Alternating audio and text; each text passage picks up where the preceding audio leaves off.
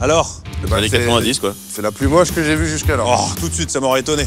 La normale, elle est sale, bon, mais elle est pas si moche que ça. Ok, on est là pour découvrir une Golf Oettinger, mais là, à première vue, elle a pas la gueule d'une Golf Oettinger. C'est une voiture que j'ai connue pratiquement neuve sur les routes. Au moment où je passais mon permis de conduire, elle était commercialisée.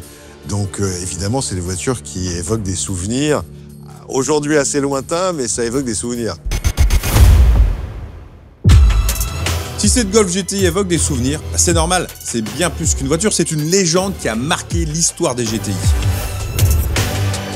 Lancée en 1983, la Volkswagen Golf GTI 16 soupapes Oettinger est une version survitaminée de la GTI de première génération. À l'époque, la GTI de 1976 cartonne. Mais certains en veulent encore plus. Plus de puissance et plus de sensations. C'est là qu'intervient Oettinger, un préparateur allemand réputé pour transformer des moteurs classiques en machines de course. Leur mission, donner à la Golf les moyens de rivaliser avec des concurrents plus affûtés comme la Peugeot 205 GTI ou la R5 Turbo qui commence à dominer le segment. Et pas question pour Volkswagen de se laisser distancer. Ils veulent prouver que la Golf GTI reste la référence des sportives compactes. Et avec l'aide d'Oettinger, ils boostent le moteur 1,6 litre à 136 chevaux. Ce qui rend la Golf encore plus agressive, plus rapide et toujours aussi redoutable sur les routes. Résultat, une compacte légère, nerveuse et ultra efficace qui prouve que la Golf GTI n'a pas dit son dernier mot. J'ai trouvé quelqu'un qui en avait une dans sa grange, qu'il a acheté quand il était jeune et qu'elle ne tourne plus. Je l'ai acheté 12 000 €. Et j'ai acheté cette Golf 1 parce que maintenant ça vaut quand même pas mal d'argent, surtout que c'est une Oettinger et qu'il y a eu moins de 1200 exemplaires vendus. À l'époque, quand elle est sortie, ça valait l'équivalent aujourd'hui de 13 000 €. Et aujourd'hui, du coup, elle cote quasiment 30 000 €, donc soit près du double du prix d'achat à l'époque neuf. Et c'est donc pour ça que je l'ai acheté, pour faire un maximum de bénéfices. Pour réussir ce pari, il ne faut pas que les garagistes me prennent une somme astronomique pour la restaurer. Le projet full d'origine. Il y a eu un peu les méandres du tuning à l'avant. Clair. Mais le plus important, évidemment, La Oettinger. Oettinger. Si c'est une vraie, ouais. C'est une vraie. Je la veux pas concours, Ouais. d'accord? Je la veux en Tant bon mieux, état, tant mieux. propre, plus de calandre, de toit ouvrant, tout ce qui est moche et qui n'est pas d'origine. Oh là. C'est une voiture qui n'a pas roulé depuis 20 ans. Le problème, c'est que le moteur, je sais pas vraiment ce qu'il en est, à part qu'il est bloqué. Donc, et vous savez comme je suis, je veux pas changer le moteur. Donc on répare. Clairement, pour l'instant, ouais, c'est pas mon truc. Ça m'attire pas, quoi. Une voiture comme ça, dans cet état-là, c'est pas ce qui m'attire. C'est un véhicule iconique, un véhicule rare, un véhicule assez exclusif. Donc évidemment, ça tente n'importe quel restaurateur. On la sort et on Ouais, regarde. ouais, Allez, let's go. Bon, apparemment, niveau motivation, j'ai connu bien mieux. J'espère qu'en la voyant de plus près, ils seront un peu plus emballés. Pour ça, je commence par un des atouts de ma Golf. Bon, vous l'avez remarqué, jantes d'origine? Elles ont été repeintes. Oui, elles ont été repeintes. Petite carrosserie BBS. Ouais. Exactement. En bon état dans l'ensemble, ouais. Mais Bien- sauf bien que indiqué. tu veux qu'on la repeigne complètement. Oui, j'aimerais bien. Le joint s'il vous qui plaît. fait la jonction entre le kit et la carrosserie, Oui. très difficile à trouver ça. BBS c'est une marque de kit de carrosserie. Ça reste un peu dans l'esprit tuning, bien que là sur ce modèle-là, c'est été installé d'origine. Ça consiste à lui donner un petit côté plus costaud, plus campé sur la route. Ces kits de carrosserie sont des kits qui sont fixés sur la carrosserie d'origine. C'est des kits en plastique. Donc pour faire la jonction entre le plastique et le métal, il faut faire un joint d'étanchéité pour éviter que l'eau ne pénètre. Et c'est des joints qui n'avaient été conçus à l'époque que pour l'installation de ces kits-là. Donc on doit soit trouver un modèle adaptable qui est la même configuration, soit éventuellement un vieux stock de ce type de joint.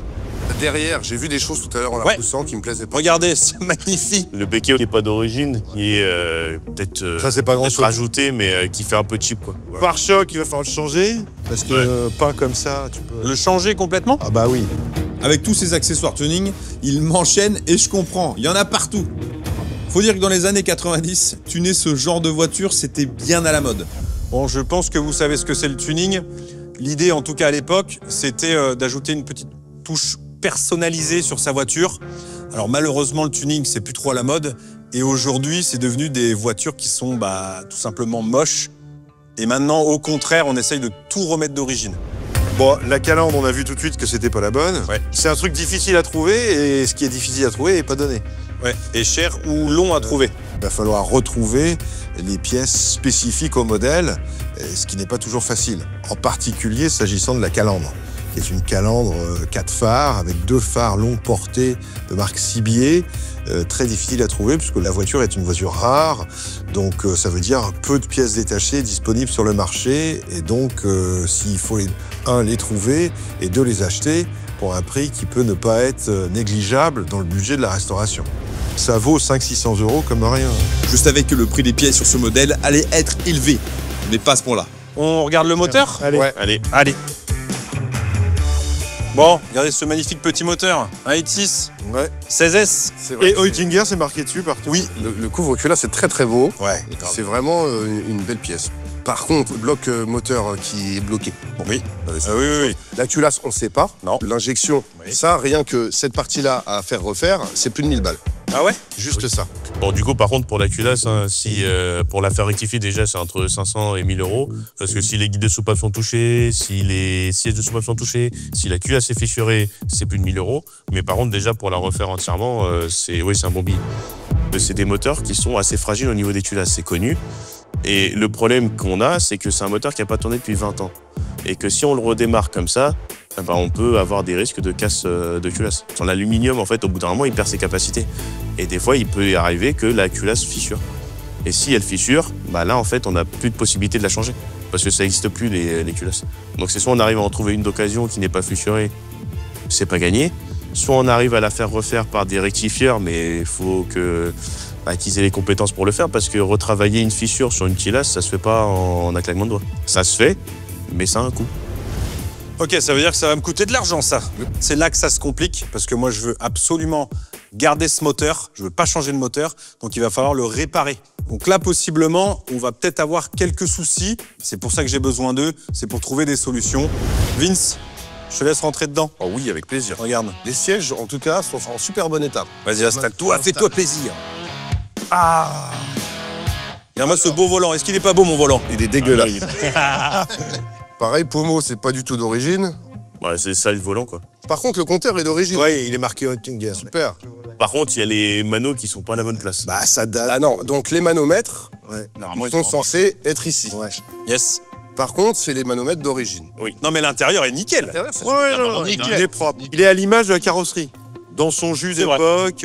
Ouais, dans ton jeu. Alors, j'ai un volant d'origine, j'ai un pommeau d'origine. Je dis ça, je dis rien. Ok. matériel. Enfin, Vince qui montre un petit peu d'intérêt. Mais le connaissant, ça risque de pas durer. Le gros du sujet sur ta voiture, c'est ça. Bah ouais, ouais. Virer ça. Virer, c'est facile, mais il faut reboucher. Si tu veux faire ça dans les règles de l'art, l'idée c'est de dépointer l'ensemble. Un pavillon complet de Golf 1, c'est compliqué à trouver. Oui, pour trouver. Quand tu dis c'est- pavillon, Ouais, ça, le toit. c'est ça le pavillon. le toit, ok. Le gros sujet, c'est le toit ouvrant. Ça, c'est une chose que je déteste sur toutes les voitures anciennes. On a ce foutu toit ouvrant en Britax là, qui s'ouvre comme ça, qui dénature totalement la voiture. Et franchement, ça, c'est un gros sujet parce qu'on y passe beaucoup de temps. Au niveau des trains roulants, donc si on veut que ça soit d'origine, il faut repasser en. Ouais. Ah, attends. On remet les tambours. Ok. Ouais, bien sûr. J'espère qu'on va les trouver. Après, Oh, ça, c'est pas convaincant. Au revoir. Ça se fait bien. Ouais. Après avoir passé la Golf GTI 16 soupape Oettinger de 1982 au crible, voici le récapitulatif des travaux qui s'annoncent. Sous le capot, le 4 cylindres en ligne de 136 chevaux 16 soupapes Oettinger refuse de tourner. Le moteur est peut-être bloqué, en espérant que l'injection mécanique Bosch 4G Tronic n'ait pas trop souffert. Il faudra regarder aussi la culasse, point sensible récurrent sur ce bloc. Une grosse révision mécanique s'impose donc pour que ce beau joujou de 900 kg retrouve ses 205 km/h après plus de 20 ans d'immobilisation. La boîte 5 rapports et tous les trains roulants devront être passés en revue. Côté freinage, remplacement des disques ventilés à l'avant et on enlève les disques à l'arrière pour remettre les tambours d'origine. Pour la carrosserie, pas de gros dégâts, seul le pare-choc arrière est cassé.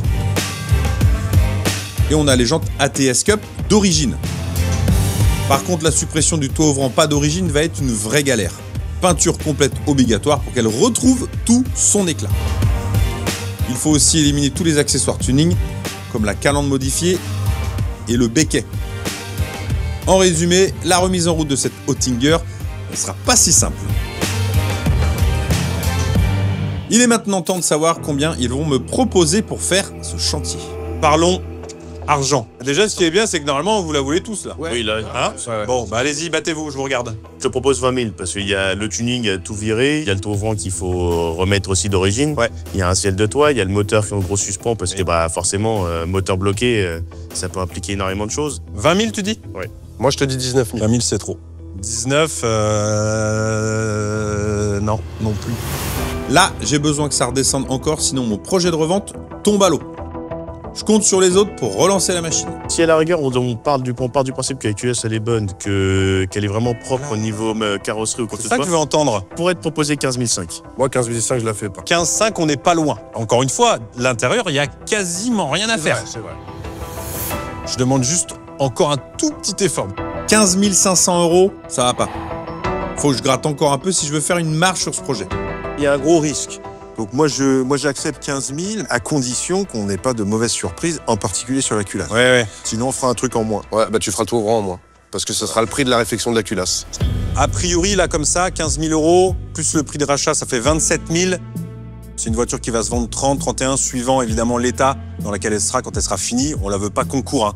Je devrais pouvoir faire 3 000 de marge facilement s'il n'y a pas de surprise. Et au niveau du moteur, c'est à mon avis là que potentiellement je vais avoir des surprises. Ça marche? 15, ça me va très bien. Bon, ouais, super. Marché conclu avec Laurent. J'ai plus qu'à croiser les doigts pour que tout se passe bien durant le chantier, surtout au niveau de la culasse. À moi d'être vigilant et de prendre les bonnes décisions au cours de la restauration.